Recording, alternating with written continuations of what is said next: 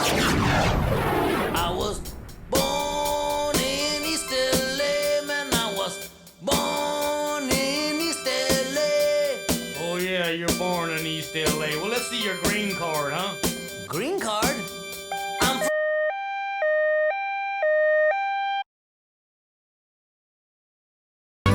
Okay, it's about that time. Summer in East LA. No snow. At least so far nothing, but we're going to go ahead and have this video on this Ford F150 2013. We're going to place our rear brake pads. What I was showing you there is the lug nuts.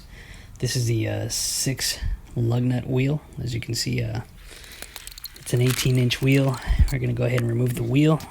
Old school style with the crossbar. Just fast forwarding through stuff here. Rear rotors are actually not hard at all, but this is the right side of the rear wheel, and this one did give me some trouble. But anyways, as you can see, this is the rotor we're going to replace. They don't look warped visually with your eye, with the naked eye, but they are definitely warped. Every time I'm going to remove this caliper right here. Every time I hit the brakes, you get a super bad vibration. At first it was in the front at the steering wheel, now it's at the rear. I purchased this truck from somebody else, so apparently this guy was riding the brakes all the time, so now it's going to have all 4 rotors brand new. So start off by taking off the caliper here. Get in here pretty fast with our little ratchet. So get all this off. Pops right out. Just be careful with it. Make sure it's not damaged, no leaks, brake fluid's not leaking. You set it aside there. Then we're going to take off this whole caliper bracket that mounts to the rear of the hub here, right behind the rotor. So the caliper bolts are 13 millimeters, and the rear bolts for this are 18 millimeter.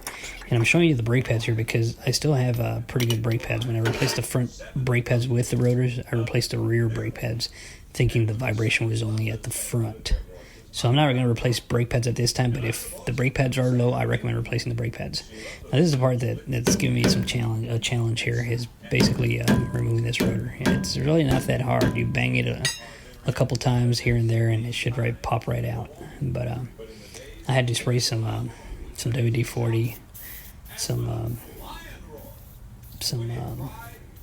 lubricant basically, and unfortunately it gave me some trouble 2 hours later. It finally started coming loose. So this one was a challenge, but eventually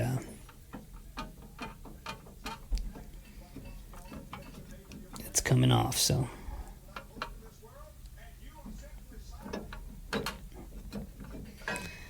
and as you can see, success. As you can see, the e-brake or the parking brake, those are the little shoes there. They're pretty rusty, and that was really catching on the rotor. So this is a new rotor we're going to install, and these rotors I purchased at AutoZone. There's one in every corner, just like a Starbucks in East LA. I don't know what they're trying to say by that, but I guess AutoZone's like our hangout spot. So here we go. It's a 6-bolt or the 6 lug nut pattern as well. We're going to go ahead and pop this bad boy on there. And it should fit right in there, but like I was telling you, to be careful with the caliper, or just make sure everything's fine, is because you're probably going to have to push it in a little bit. In this case, also the e-brake shoes are out, since the other caliper is probably the original. I mean, the other rotor was the original one. They've been out for a while, so I'm going to just adjust the brake shoes here for the e-brake. And basically there's underneath the bottom part here, you'll see this little, I guess you could say like a little shaft, and it has some gears on it. All you have to do is just spin it a certain direction so it could bring in the brake shoes, and don't worry about adjusting it afterwards. They're self-adjusting, so as you drive the vehicle and you park and reverse and all that, every single time you'll get an adjustment, so eventually they'll adjust back onto your rotor. But what I'm trying to do here is remove all the rust buildup that it had, just so it won't be getting stuck on the new rotors. Okay, so all that is adjusted. I got my rag right here, and there we go. pops right back in. So now we have the new rotor. So you just want to be careful you don't bend that rear shield behind the rotor, the dust shield. You could easily bend that, and if you do bend it, it's going to rub against the rotor, and then you're going to get a high squeal while you're driving. So I do recommend be careful. Do not mess with that shield. Like I mentioned at the beginning, I'm not a trained professional technician, but I definitely do a lot of projects myself. So be very careful. So we're going to place all this back together, so in the same order that we removed it. So we got the base here for the caliper with the shoes in there. I didn't even bother to remove the shoes or mess with the shoes. They're basically in the same position.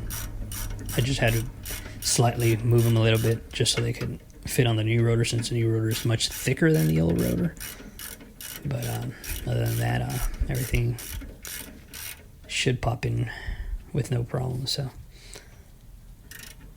as far as the case right here, or the base, I definitely want to make sure I use some kind of torque to tighten those. You definitely don't want those coming loose.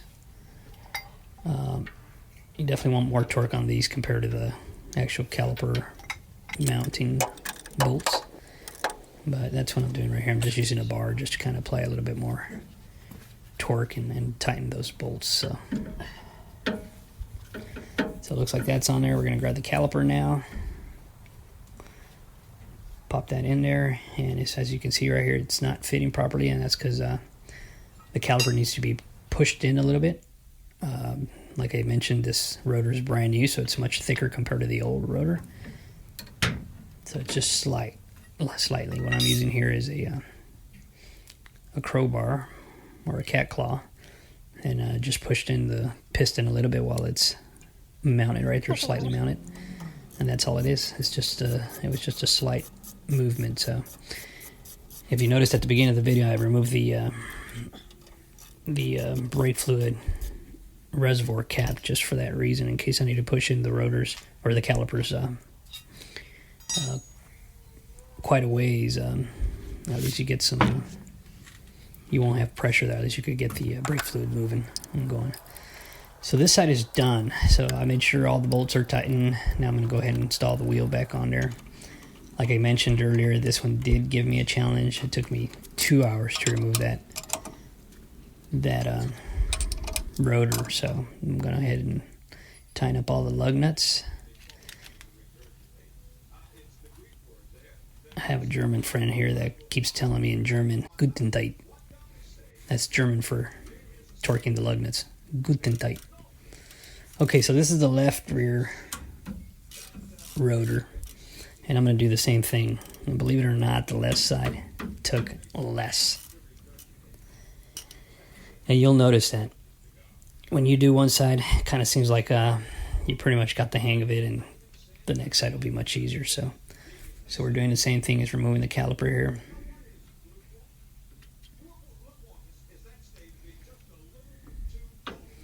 Just in time for Christmas. This is my Christmas gift right here, new rotors. Just so I won't be shaking and rolling while I'm on the highway. Although traffic is usually about 5 miles per hour out here. There's really no highway any longer. Like back in the days, I remember as a kid when I got my driver's permit, you could go down 134 2 freeway, and there'd be no traffic, even 5 at times, especially in the weekends. But now every single person from around the world in the Midwest wants to come to Los Angeles for some crazy reason. There's this little place called Hollywood I guess they want to be part of. Okay, here we go. So caliper's off, the base is off, so now it's time to remove the rotor. Like I mentioned, just bang it around a little bit, and don't worry about damaging it anyways, because this rotor's coming off. See, that's a small section where there's no shield back there, and that's where I recommend hitting if you're going to hit it, but don't hit the shield. So this one came off much easier. As you can see, the rust is not as bad. So just removing some of that rust, getting it cleaned up also. New rotor goes in, and we're going to mount everything back on there. So Back in the same order, I got the bolts there. I'm going to torque them down as well using the bar,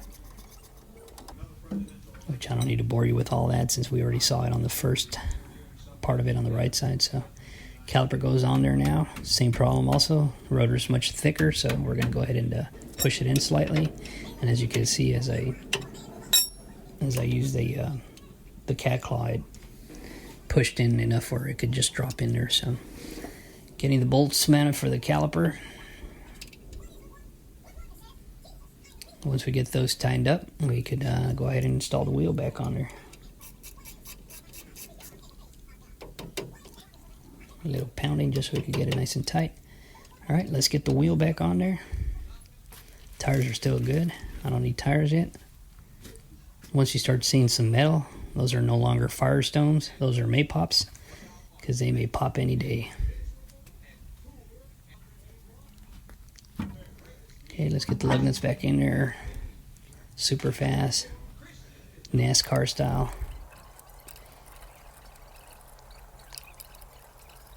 Just like Guido in Toy Story.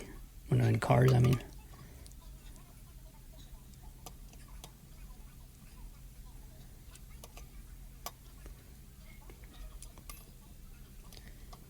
Okay, once we get that going, we're ready to go cruising. So the left side took me 25 minutes. You can do it. If I can do it, you can do it. And just remember, always pump the brakes before you take off.